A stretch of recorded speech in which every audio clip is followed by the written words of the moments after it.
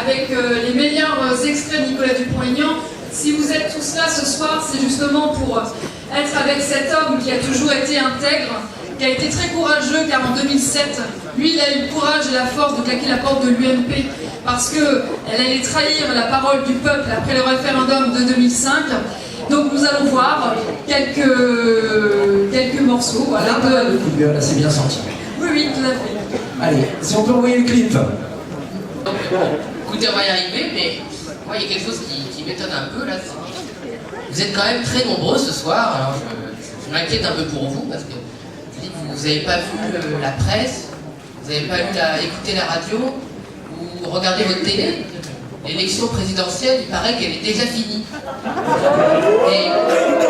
Et c'est incroyable, vous n'avez même pas voté. On n'a même pas demandé aux Français de voter. C'est absolument exceptionnel. Alors écoutez, c'est vrai, pourquoi est-ce qu'on irait s'embêter à organiser des débats contradictoires, à confronter des idées nouvelles, des projets alternatifs, alors que on a déjà Monsieur François-Olivier Gisbert et le quotidien qui a déjà choisi votre futur président de la République sur le catalogue de Goldman Sachs.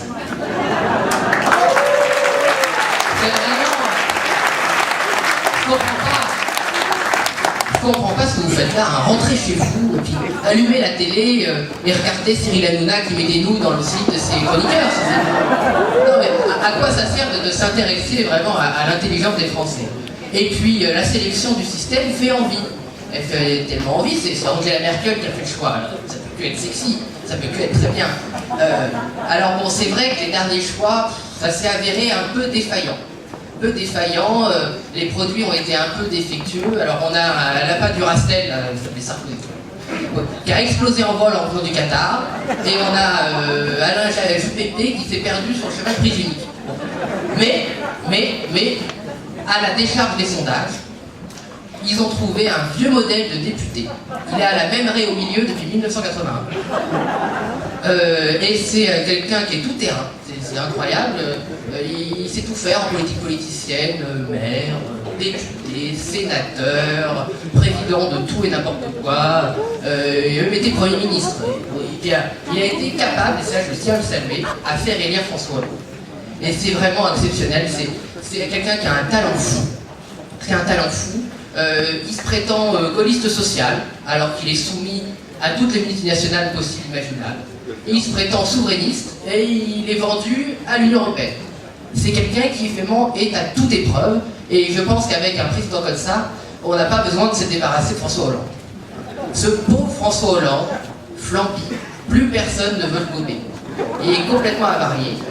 Alors je ne sais pas, il fait de la peine, je crois que j'ai parlé avec certains militants, il nous fait presque de la peine. On a presque... Non, on n'a pas envie de le rappeler quand même. Mais on a découvert que ça faisait 5 ans que le bureau de l'Élysée était vide et que François Hollande va peut-être en sortir. C'est vraiment exceptionnel.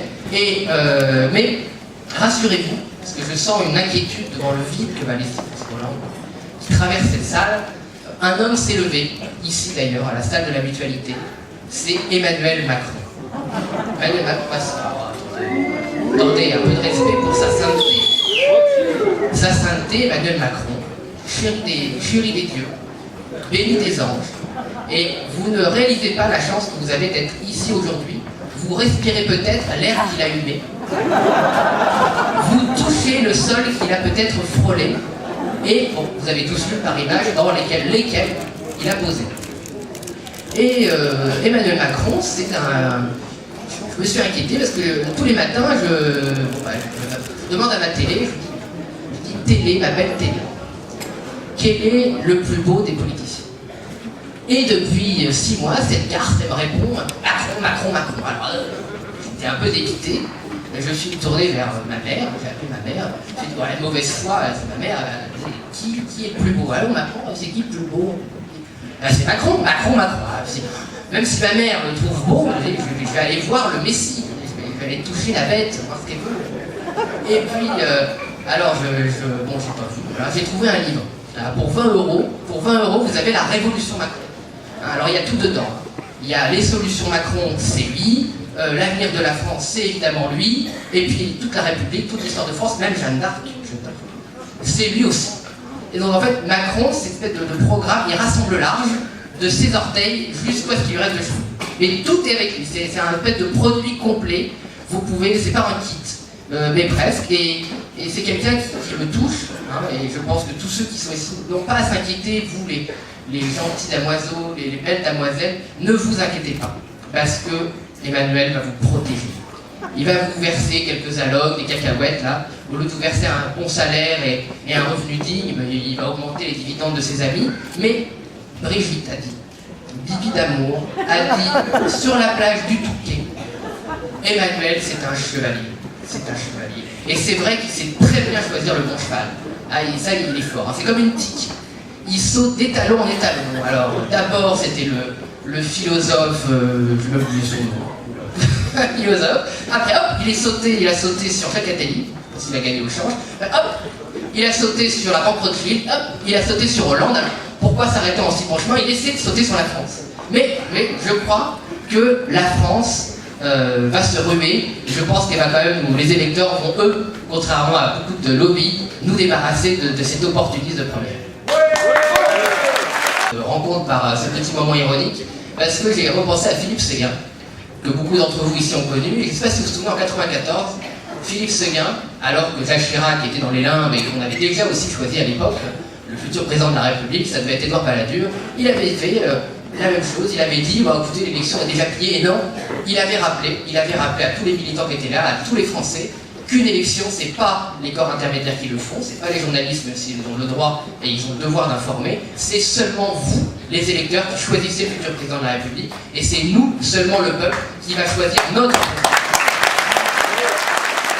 Depuis des années se réalise, c'est pas au moment où, même des pays où on met Hilary Lapourie en prison, et quand je pense qu'ici, il y a beaucoup de gens qu'on a envie de mettre, enfin, juger et mettre en prison, c'est pas maintenant qu'on va baisser la tête. Et il n'y a que vous, les militants et les sympathisants de Vous la France, qui allez défendre notre projet et la personnalité du Poignant et personne d'autre.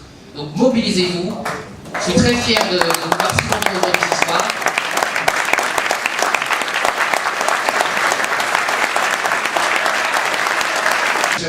Il y a plus de 10 ans, avec les référendums, ils ont dit on n'est pas obligé d'aller dans la passe, on n'est pas obligé d'aller dans ce mur d'une mondialisation dégueulasse qui ruine les nations, qui brise les peuples et qui saccage l'environnement. Il y a un autre chemin qui est possible, et ce chemin, c'est pas, et les peuples l'ont encore montré par le vote de dimanche, c'est pas l'extrémisme, c'est pas la politique du pire, mais c'est aussi refuser le destin odieux et immonde qu'on essaie de nous imposer.